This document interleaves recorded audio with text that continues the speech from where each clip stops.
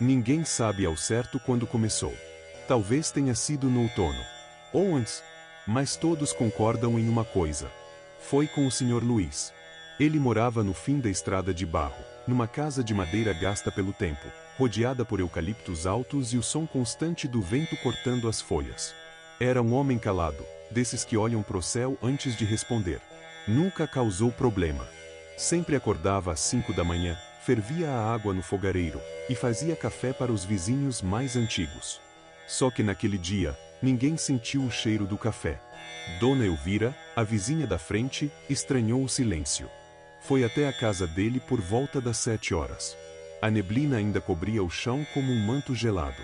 E quando chegou, a porta estava entreaberta. Luís, ela chamou, com a voz hesitante. Nada. Só o chiado do rádio ligado em estática. Ela empurrou a porta com cuidado. O rangido invadiu o ar como um grito abafado. Na sala, tudo estava exatamente no lugar. A poltrona, o jornal dobrado, a chaleira no fogão. Mas não havia sinal dele. Nenhuma bagunça. Nenhuma gota de sangue. Nenhum indício de luta. Apenas algo estranho na porta. 3 marcas, profundas, como garras ou dedos arranhando a madeira de dentro para fora. Como se alguém estivesse tentando entrar. Ou, se. A polícia foi chamada. Revistaram tudo. Nenhum rastro. Nenhuma digital. Nenhuma pegada. Apenas o relógio parado às 3 horas da manhã. E uma anotação no caderno ao lado da poltrona. Ela bateu 3 vezes. E eu respondi. Depois daquela noite, a vila mudou. Não foi como um incêndio. Não foi barulhento. Foi como uma doença que ninguém nomeia. As janelas começaram a se fechar mais cedo. As luzes eram apagadas às 10. E, principalmente, ninguém mais respondia a uma batida na porta depois da meia-noite. O sumiço do Sr. Luís nunca foi resolvido. A polícia fez o que pôde. Ou, o que fingiu poder. Nenhuma digital. Nenhum sinal de arrombamento. Nenhuma explicação. Apenas um sussurro que começou a se espalhar. Ela voltou. Mas quem era ela? Perguntar isso já era quebrar uma regra não escrita. Dona Elvira, a mesma vizinha que encontrou a casa vazia, parou de sair. Ficava sentada na varanda, o dia inteiro, olhando para a estrada. Nunca mais falou com ninguém. Só murmurava uma frase, sempre a mesma. 3 toques. Sempre 3. Um jovem da vila tentou brincar com isso. Ele e os amigos bateram na porta de uma casa abandonada, às 3 da manhã. 3 toques. Filmavam e riam. No dia seguinte, um deles foi encontrado ajoelhado no centro da praça. Nu. Os olhos, arrancados. E na parede ao fundo, desenhado com o próprio sangue. Não brinquem com o silêncio. Depois disso, não houve mais zombarias. Nem curiosos. Nem perguntas.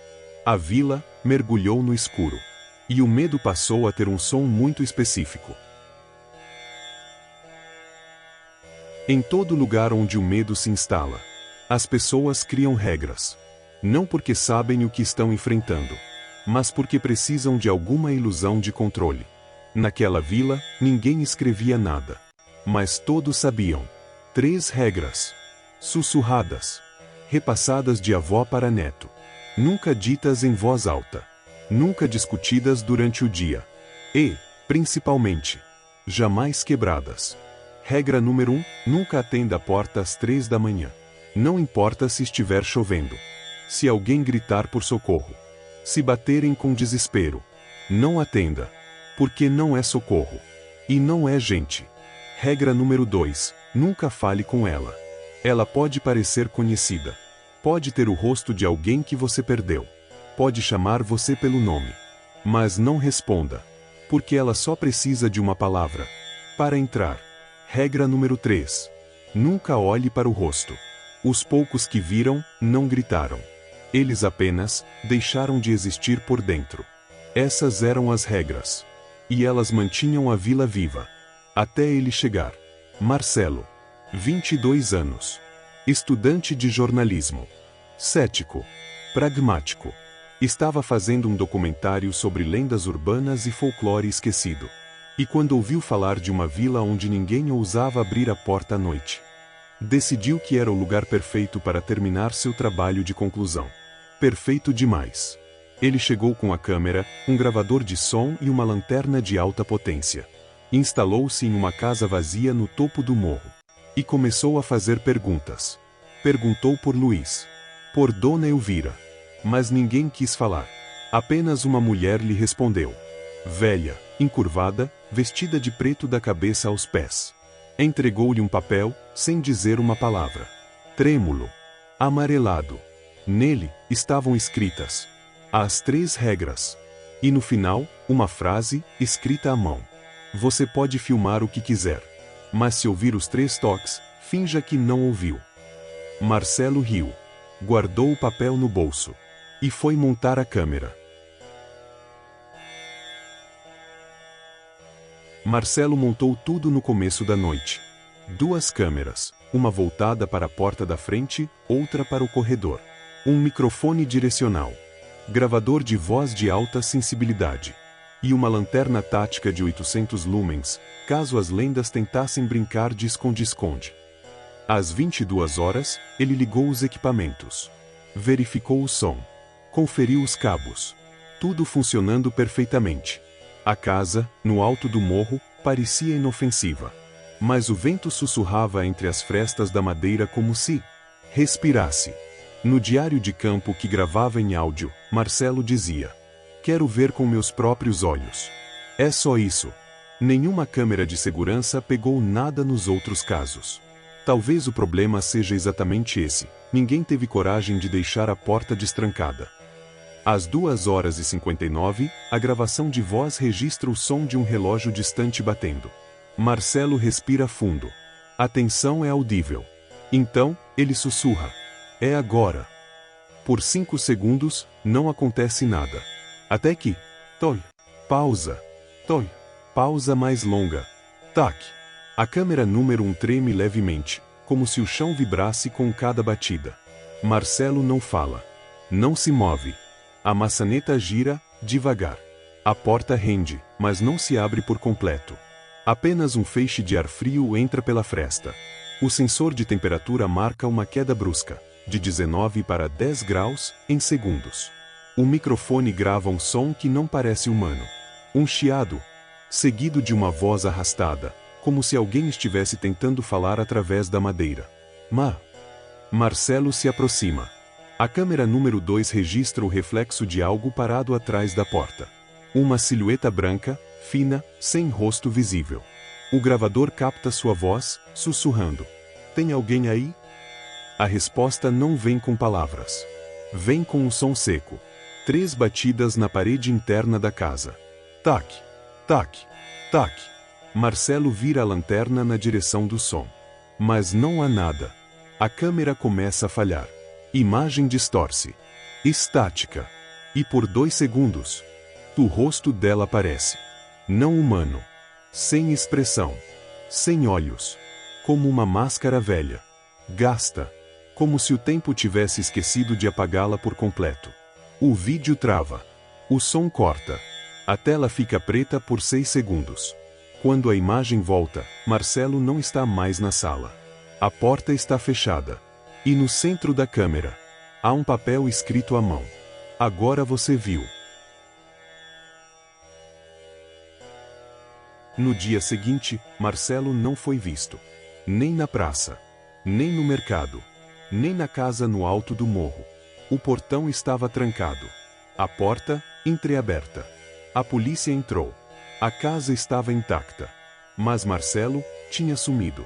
O único vestígio deixado para trás foi a câmera. Ainda ligada. A filmagem estava inteira. 6 horas de vídeo contínuo. Mas o que estava lá dentro não deveria existir. A gravação foi vista apenas uma vez. Pelo inspetor Rubens. 3 dias depois, ele pediu aposentadoria por invalidez psicológica. Quando questionado sobre o que viu, ele apenas disse: A imagem me olhou de volta. Depois disso, a fita foi selada, trancada numa caixa metálica no porão da delegacia. Mas alguém fez uma cópia. E essa cópia apareceu online. Um vídeo de 34 segundos.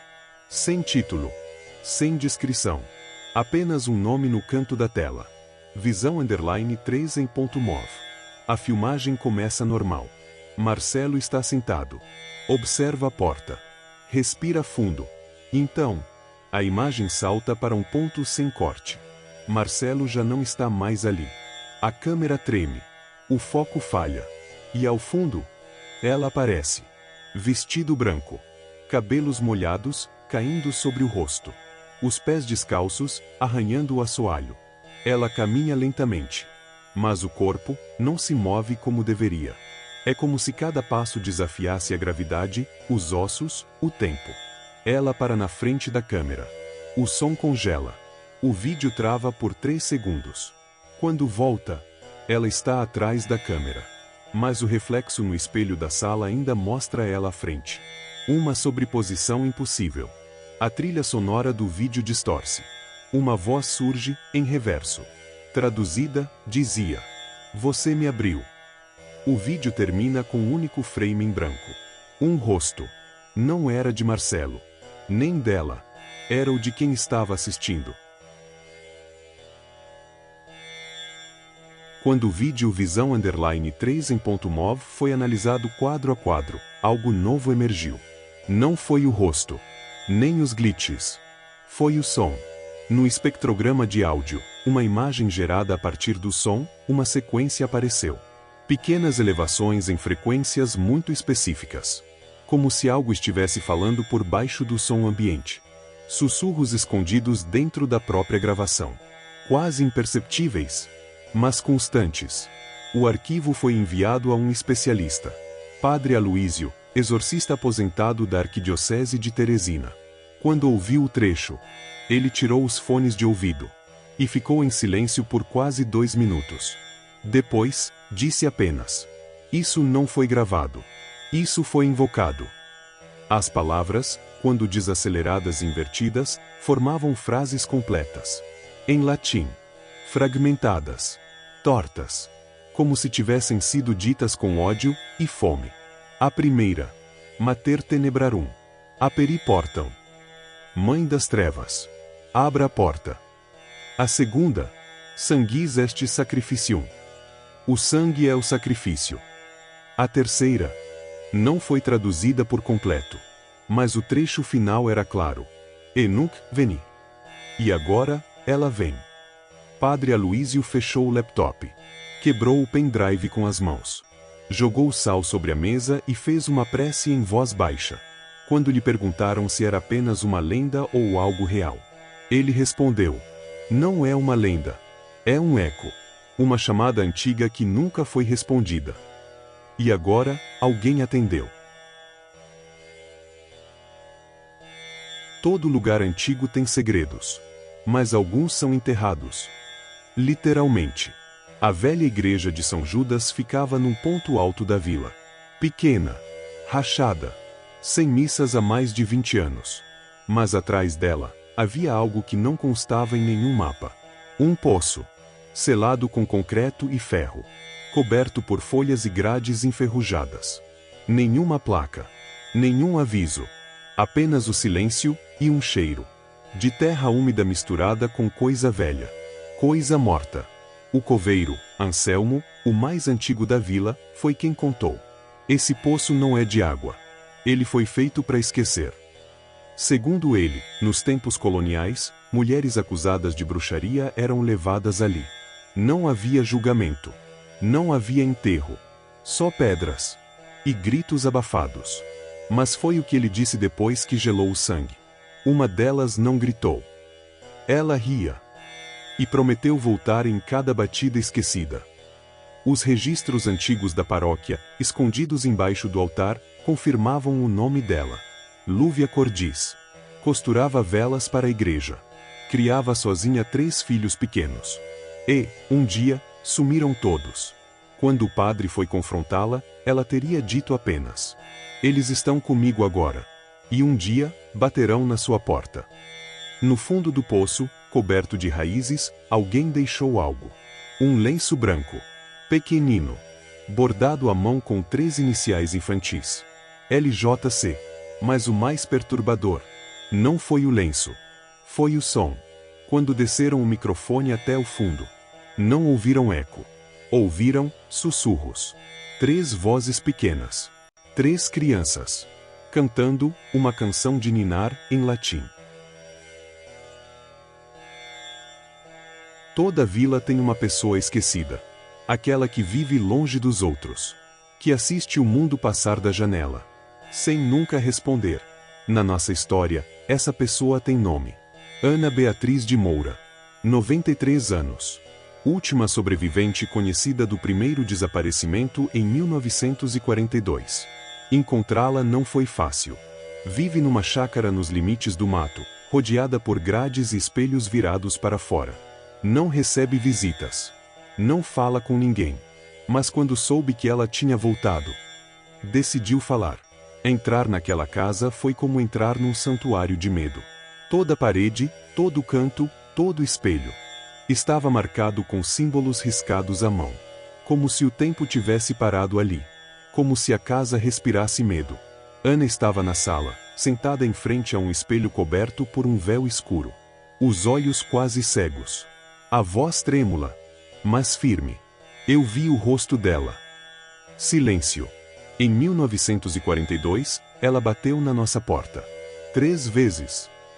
Meu pai atendeu. Disse que era uma mulher pedindo ajuda. Quando ele abriu, só ouvi um som. Um chiado. E depois, silêncio. Ana tinha apenas 10 anos na época. Mas lembra do cheiro. Não de perfume. Cheiro de roupa molhada esquecida, com algo morto dentro. Ela disse que viu a mulher entrar. De branco. Molhada, mas não por chuva. Molhada por dentro. A pele parecia feita de pano. E quando ela virou o rosto, não havia boca. Apenas um rasgo costurado com linha vermelha. E mesmo assim, ela sussurrava. Meus filhos estão com fome. Ana gritou. Mas ninguém respondeu. Quando acordou, a casa estava vazia. A porta, aberta. E 3 pratos vazios sobre a mesa. Ela levou meu pai, minha mãe, meus irmãos. E me deixou aqui, para lembrar. Desde então, Ana nunca mais dormiu à noite. Dorme de dia. Vive entre espelhos. E repete, todos os dias, o mesmo aviso. Se ela bater, não veja o rosto. Se vir, não grite. Se gritar, ela entra. Segundo registros antigos, havia um rito usado por cultos clandestinos durante a Idade Média. O trinoculum. Um chamado em 3 atos. 1. A aproximação, o som. 2. O convite, a porta aberta. 3. A permissão, o olhar direto. Se as 3 fases forem cumpridas, a entidade entra. O mais cruel é que a vítima participa sem saber. Ao ouvir as batidas, se aproximar, já cumpriu a primeira fase. Ao destrancar ou abrir a porta, por medo ou curiosidade, ativa a segunda. E quando olha para o rosto dela, termina o ritual. Você não precisa chamá-la. Você só precisa cooperar. Disse a doutora Yolanda antes de encerrar o contato e desaparecer sem deixar rastros. Marcelo descobriu tudo isso no dia em que sumiu. A última coisa registrada em seu diário foi uma frase. Não é uma maldição. É uma repetição. E agora, chegou a minha vez. Amanhã amanheceu estranha. O céu, sem cor. O vento, parado. Nenhum som na vila. Como se algo tivesse expirado. Marcelo não atendeu às ligações. Não saiu para comprar café, como fazia toda manhã. A casa, no alto do morro, estava silenciosa. E a porta, trancada por dentro. A polícia foi chamada. Arrombaram a entrada. Lá dentro, tudo estava no lugar. Câmeras posicionadas. Luzes ligadas. Microfone no centro da sala. O café ainda quente. O celular sobre a mesa, gravando um diário em voz. Mas Marcelo não estava lá. Nenhum sinal de luta. Nenhuma gota de sangue. Apenas ausência. A câmera principal continuava gravando. E o que ela captou foi o bastante para ninguém querer ver de novo. Às 2h58, Marcelo aparece sentado diante da porta. Está quieto. Rígido. Respira fundo.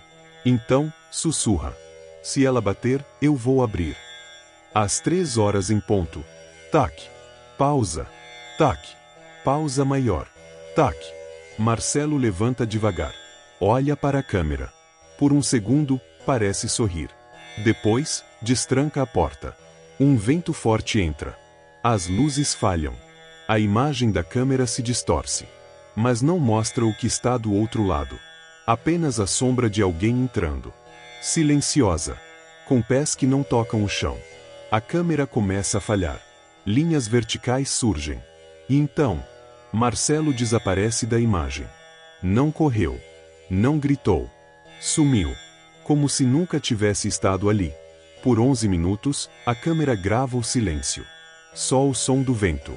O microfone capta algo sutil. Uma respiração. Mas não há ninguém visível. Às 3h13.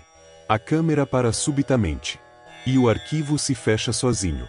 Quando recuperaram a filmagem, o último frame não era da sala. Era da porta fechada. E nela, alguém escreveu com carvão. Ele viu. E agora, você também. Uma semana após o desaparecimento de Marcelo, o vídeo dele vazou. 34 segundos. Uma porta. 3 batidas. Nada mais. Mas quem assistia, relatava sintomas estranhos. Insônia. Pesadelos. Sensação de ser observado. E, em casos mais graves, batidas em suas próprias portas às 3 da manhã. O vídeo foi derrubado de todas as plataformas. Mas reaparecia. Em fóruns obscuros. Aplicativos alternativos. Alguém sempre fazia backup. Como se o arquivo quisesse sobreviver. Relatórios surgiram em cidades vizinhas. Gente desaparecendo sem explicação. Casas abandonadas com portas abertas e marcas de unhas nas paredes. Um padrão repetia-se. 3h da manhã. 3 toques. Silêncio total. E depois, vazio. Em um caso específico, uma família inteira foi encontrada paralisada dentro de casa. Não morta. Não viva. Apenas, congelada. Com os olhos abertos, mirando a porta. Um dos filhos, antes de perder a fala, escreveu na parede com carvão. Ela entrou pelo vídeo. Especialistas tentaram analisar o arquivo. Mas toda tentativa gerava falhas no sistema, travamentos, reinicializações espontâneas. Um técnico de áudio disse que, ao isolar as frequências do vídeo, ouviu vozes diferentes. Não uma, mas centenas. Cada uma dizendo um nome diferente. Quando perguntaram qual era o último nome sussurrado, ele respondeu: o meu. Se você chegou até aqui, é porque já ouviu. Talvez não lembre. Talvez tenha ignorado. Mas em algum momento, mesmo que por acidente, você escutou os 3 toques. Não é coincidência. Não é só mais uma história de terror. É uma preparação. Eu sei disso porque, agora, enquanto gravo, ela está do lado de fora da minha casa. Eu ouço os passos. O sussurro abafado pelo vidro da janela. Ela quer entrar. Desde que comecei a narrar essa história, tudo mudou. A luz falha. Os espelhos estão escurecendo. E agora mesmo, enquanto você me escuta, ela pode estar te ouvindo também. Não tenha medo do escuro. Tenha medo daquilo que espera nele. E lembre-se, se ela bater à sua porta, não atenda. Não fale. Não olhe. Porque se olhar, o ritual se completa. Então, ela entra.